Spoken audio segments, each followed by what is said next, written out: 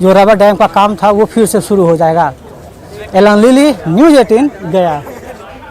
और इस वक्त एक बड़ी खबर दरभंगा से आ रही है। कोरोना काल में दरभंगा एयरपोर्ट ने नया कीर्तिमान बनाया है। पैसेंजर्स के मामले में दरभंगा एयरपोर्ट ने छत्तीसगढ़ के रायपुर और ओडिशा के भुवनेश्वर समेत कई दूसरे एयरपोर्ट को पीछे छोड़ दिया है। देखिए, दरभंगा एयरपोर्ट की तरफ से ये कीर्तिमान स्थापित किया जाता हुआ पैसेंजर के मामले में ये रिकॉर्ड जो है दरभंगा एयरपोर्ट की तरफ से इस वक्त कीर्तिमान बना रहा है। पिछले सप्ताह दरभंगा एयरपोर्ट से 7,468 पैसेंजर्स ने यात्रा की, जबकि दरभंगा एयरपोर्ट ने इस दौरान 56 फ्लाइट्स जो हैं वो हैंडल किए हैं। जल संसाधन मंत्री संजय झा की कोशिशों को बड़ी कामयाबी मिली है और कोरोना काल में दरभंगा एयरपोर्ट ने नई ऊंचाइयों को छुआ है।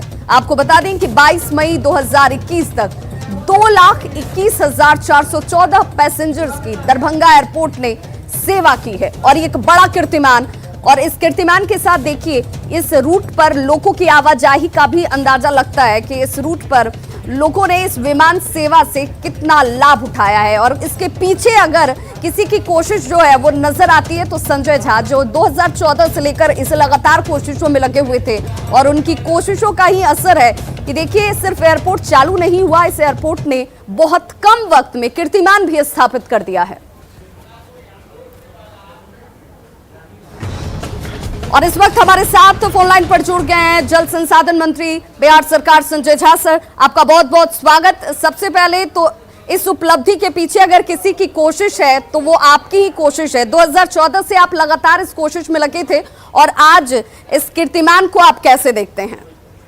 ये बहुत बड़ा अचीवमेंट लग रहा था। शुरू में तो जब हम लोग इसको टेकअप किए तो बहुत लोगों को विश्वास नहीं होता था, लेकिन हम लोगों को लगता था कि ये पूरा बेल्ट में जितने लोग बाहर रहते हैं या जिनका आना जाना है तो एक बहुत बड़ा प्लेटफॉर्म बन जाएगा। और आज आप देखिए कि एक वीक में जब कोरोना में लोगों का मूवमेंट कम है, भुवनेश्वर जो उड़ीसा की राजधानी है, रायपुर जो छत्तीसगढ़ का राजधानी है, इन सबको बीट करते हुए दरभंगा 56 उड़ान जो एक वीक में 16 से 22 मई तक हुआ है, उसमें अराउंड 7,500 लोग ट्रेवल किए हैं, जो अनप्रेसिडेंटेड है। और मेरे ख्याल से आने वाले टाइम में ये बिहार का पटना के बराबर या उसके आसपास ये एयरपोर्ट इमर्ज करने जा रहा है। और ये पूरा मिथिला एरिया जो नेपाल का भूभाग है, जो मिथिला से जुड़ा हुआ है, ये पूरा एरिया को ये कैटर कर रहा है। मेरे ख्याल से ये तो माने मिथिला के लिए ये सबसे बड़ा, हम लोगों के लाइफ टाइम में ये सबसे बड़ा जो चीज इमर्ज करके आया वो दरभंगा एयरपोर्ट। बिल्कुल संजय झा जी, इसके लिए तो सबसे पहले आप ही बधाई के पात्र हैं, क्योंकि आपकी सोच, आपकी कोशिशों के बाद ये धरातल पर उतरा है। हालांकि ये जरूर लोगों की अपेक्षा होती है कि सिर्फ कीर्तिमान, सिर्फ कितनी फ्लाइट्स की आवाजाही हुई, लोगों ने इस सुविधा का कितना इस्तेमाल किया, वहीं तक सीमित न रहे, बल्कि इस क्षेत्र का पूरा विकास भी इस यातायात से जुड़ जाता है। इस दिशा में भी आपकी कोशिश लगातार और अनवरत जारी रहेगी? बिल्कुल, आप सही बोल रही हैं। ये सिर्फ ट्रेवल से जुड़ा हुआ नहीं है, पूरा इकोनॉमिक एक्टिविटी जो इस एरिया का है। क्योंकि अभी बिहार सरकार ने और मुख्यमंत्री जी ने भारत सरकार और वहाँ के जो मंत्री हरदीप सिंह पुरी जी को चिट्ठी लिखा कि इसको इंटरनेशनल एयरपोर्ट होना चाहिए, या इस पर जो कार्गो का फ्लाइट है वो भी आना चाहिए, या एयर एम्बुलेंस है वो भी आना चाहिए। आने वाले टाइम में ये सब आपको दिखाई पड़ेगा। और मेरे ख्याल से इस पूरा बेल्ट में इस एयरपोर्ट के वजह से जो इकोनॉमिक एक्टिविटी है या जो अपॉर्चुनिटी है इन्वेस्टमेंट का, इंडस्ट्री लगाने का, जो एजुकेशनल इंस्टीट्यूशन है, मेडिकल क्षेत्र में कोई आकर के इन्वेस्ट करना चाहेगा, वो सारा कुछ कनेक्ट कर जाता है एयर कनेक्टिविटी से।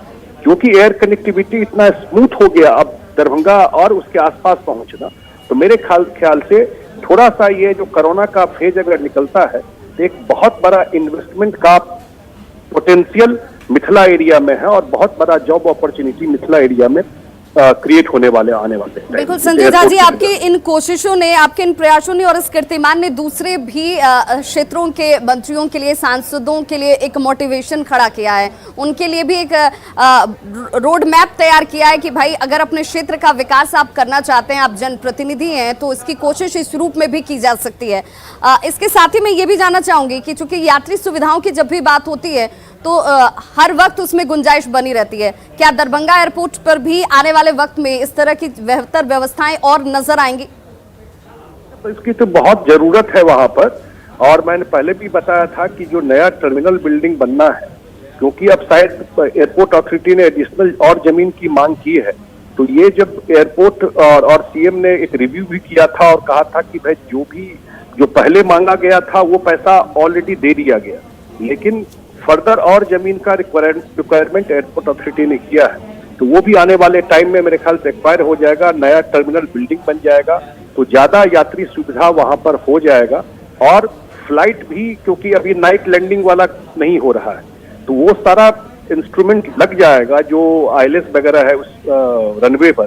तो आने वाले टाइम में मुझे लगता है कि अभी तो लिमिटेड कनेक्टिविटी है, सर्टेन क्षेत्र से आता है या लिमिटेड फ्लाइट है, तो एक ही एयरलाइन से भी आता है। ये भी हम लोगों ने कहा कि भाई जो दूसरे एयरलाइंस है, चाहे वो इंडिगो है, चाहे गो एयर है या एयर इंडिया है, उन सबको भी वहां आना चाहिए। तो उसके आने के बाद मुझे लगता है कि ये बहुत बड़ा टॉप 10 में आ सकता है। इतना पोटेंशियल इस एयरपोर्ट का इमर्ज करके आ गया है, एविएशन सेक्टर में ये बहुत बड़ा कीर्तिमान स्थापित कर दिया दरभंगा एयरपोर्ट। बड़ा बड़ा एयरपोर्ट इसके सामने अब खड़ा नहीं हो पा रहा। तो आने वाले टाइम में इंफ्रास्ट्रक्चर फर्दर डेवलप हो और उसमें क्लैरिटी भी है, आने वाले टाइम में वो दिखाई पड़ेगा आपको वहां पर। साथ जुड़ने के लिए और इस बातचीत के लिए, तो देखिए ये कोशिश संजय झा की, जिसके बाद ये सिर्फ तस्वीर बदली नहीं है, यहाँ पर विकास के नए नए आयाम भी जो हैं वो आने वाले वक्त में खुलते हुए नजर आएंगे। और दूसरे तमाम क्षेत्रों के मंत्रियों के लिए भी ये एक तरीके से एक मैसेज है कि आप अपने क्षेत्र का विकास इस रूप में भी कर सकते हैं। 24 दिसंबर 2017 को अखिल भारतीय मिथिला संघ के स्वर्ण जयंती समारोह में दरभंगा में एयरपोर्ट बनाने की चर्चा की गई थी। इस कार्यक्रम में मुख्यमंत्री नीतीश कुमार और तत्कालीन वित्त मंत्री अरुण जेटली की मौजूदगी थी। एयरपोर्ट विकसित होने वाले हैं, उसमें दरभंगा एयरपोर्ट, पूर्णिया एयरपोर्ट, उसका भी विकास होगा। और इन सभी एयरपोर्ट के लिए हम लोगों की केंद्र सरकार के साथ बातचीत हो चुकी है, निर्णय हो चुका है। और राज्य सरकार से उन लोगों ने कहा था कि टर्मिनल बिल्डिंग के लिए, ये दोनों चूंकि एयरफोर्स का है, टर्मिनल बिल्डिंग के लिए राज्य सरकार को जमीन देनी पड़ेगी। आपको मैं बता दूं, सरकार ने कमिट कर दिया है, जमीन का अधिग्रहण भी हम लोग कर रहे हैं। अब वहां दिल्ली से चल रहे सीधे दरभंगा पहुंचेंगे, बीच में कहीं जाए की जरूरत नहीं थी।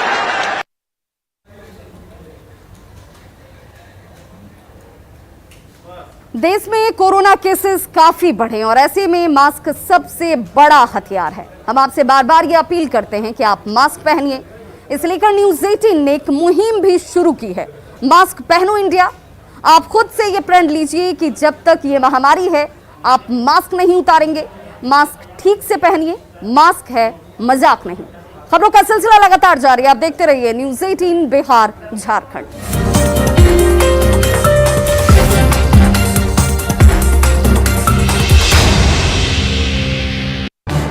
इस न्यूज हेडलाइंस के प्रायोजक पेट सफा आयुर्वेदिक चूर्ण, पेट सफा हर रोग दफा।